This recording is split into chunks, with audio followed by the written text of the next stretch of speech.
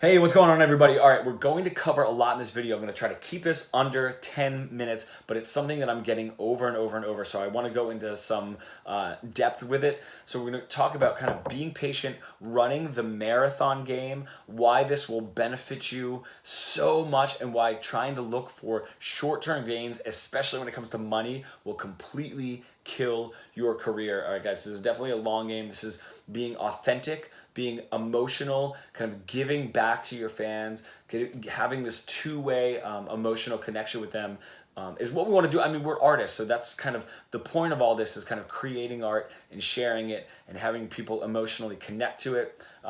And I hate to break it to you, but if you're in this for money, I would find something else to do, because there's not a lot of money flowing around here. So something that I get a lot when we're talking about marketing is, oh, I don't like all this marketing stuff. It kind of sounds a little Walmart-ish. I'm just an artist, free spirit, and I just want to create my art and put it out. It's like, great, that's what we're talking about. We're talking about creating awesome shit and putting it out in front of people that would enjoy it. So, we'll talk about, kind of getting involved in that musical community. Like, let's just say, you're a rapper, getting involved in like the South Central LA hip hop community, giving back, having conversations with people who are posting about certain artists that you think that you sound like, blah, blah, blah, whatever. And then a lot of people say like, man, that sounds like a lot of work. What if I do all that and like nobody buys a CD? And it's just like, oh, that sounds way more like a Walmart bullshit mindset, and then that's not going to help you anyway in the long run. Now, real quick before I get into sales-driven marketing and brand building marketing, you can just imagine if you're online and all of a sudden an ad pops up and it's just a band that you've never heard of and it says CD now for $7.99. If you haven't heard of that band, that's very, very uninteresting for you, and there is a reason for that. And then that's just wasted time and money for anybody who thinks like, they're just going to go out and make all these short-term sales. So if we're talking about sales-driven marketing versus brand building, sales-driven marketing would be, let's say like a shoe company, was able to target ads towards somebody that just Googled best running shoe, okay? And then they were like, all right, they could target that ad towards those people, say we have a better running shoe than whatever it was that you're looking at, and it's a little bit cheaper. And then that person needs a running shoe so that they buy it. So that's sales-driven marketing, sales marketing. Brand build marketing would be if you were like, man, I really need a running shoe, and boop, your running shoe company pops into that person's brain. That's building more of a brand awareness, what huge companies like Coca-Cola do. So the reason that this is the only thing that works is nobody is just out like, man, you know what I really need? I really need a young singer-songwriter from Nashville's CD right now. Let me go find one to buy, right? It's not really a necessity, and it's not a need. So what we want to do is, instead of like, so somebody might type in Taylor Swift in YouTube.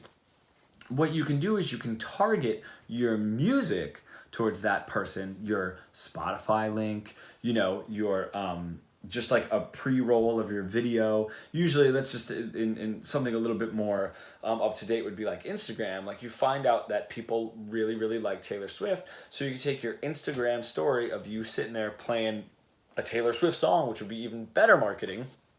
And then when they swipe up on it, it just goes to your Instagram, and then they can just check you out, right? You can have your links up top of where to buy your stuff, but it's not a sales pitch, okay? And the funniest thing about sales pitch too is, used car salesmen, it sucks because that's such a shitty thing to say, because I feel like not all used car salesmen would be bad people or whatever, but people are actually on a used car sales lot or used car lot to buy a car.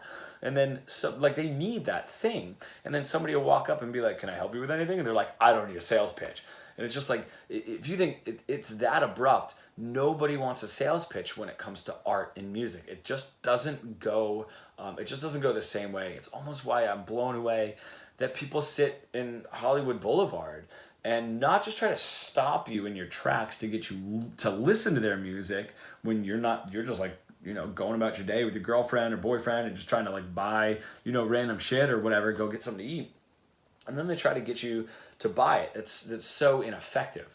Anyway, so off of the sales pitch thing. So what you're actually doing is you're finding people that like your music and you're bringing them into your world, having them check you out, and you're building up this tribe. Now, eventually, when you build up an emotional connection and you have a CD to eventually sell to them, then they will buy it if the emotional connection is there enough. And they're probably going to find it before you have to tell them about it. And that's why building up that emotional connection is so important. Now, real quick, if you're messaging somebody about, your favorite band that that they like through hashtag searches or whatever it is, just to get their money eventually, also very shitty. Don't do that. It's very, very apparent. All we want to do is be building up a nice tribe over here.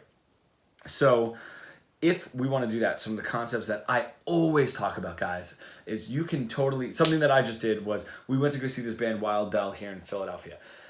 And I love that band. We took a couple pictures of them, put it up on our Instagram. And then the next day I hashtagged Wild Bell, and I saw people who posted, since it was the next day, it was a lot of people who posted from the Philly show. And all I did was comment on their photo like, oh my God, that was such a sick show. We love them.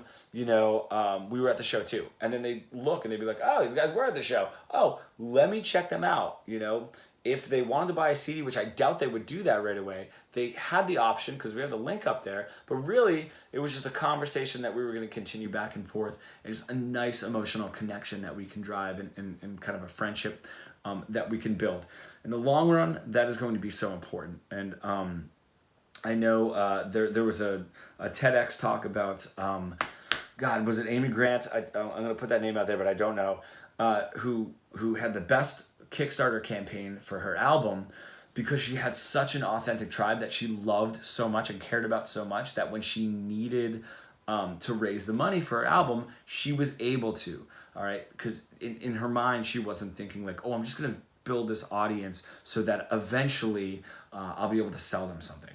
So that is a mindset shift that I really, really want people to get out of because it will not benefit you at all in the short term or in the long term. Now, let's go back to the concept of like the sales pitch or somebody that looked up Taylor Swift and you're putting your free kind of like, this music's cool. Like I'll swipe up and then I'll go check them out.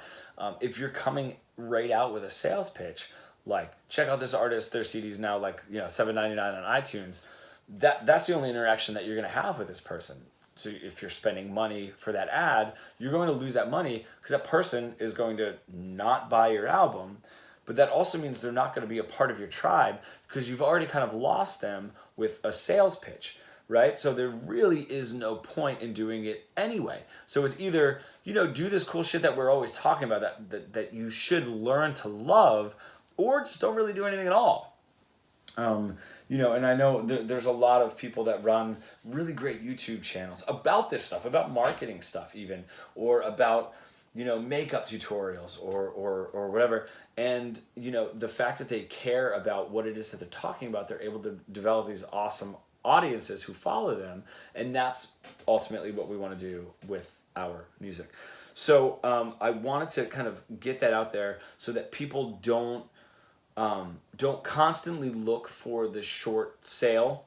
And that does happen a lot when we talk about the 10,000 fans in 10 days or the other programs of like, how I make 6 figures a year in music. That's fine, but what they're not telling you is it took them a long time to build up to that. You know what I mean? Or they had an audience already, and then when Spotify came out, they were able to market their audience towards Spotify and make a bunch of money, where if you only have 4 fans, it's not going to work.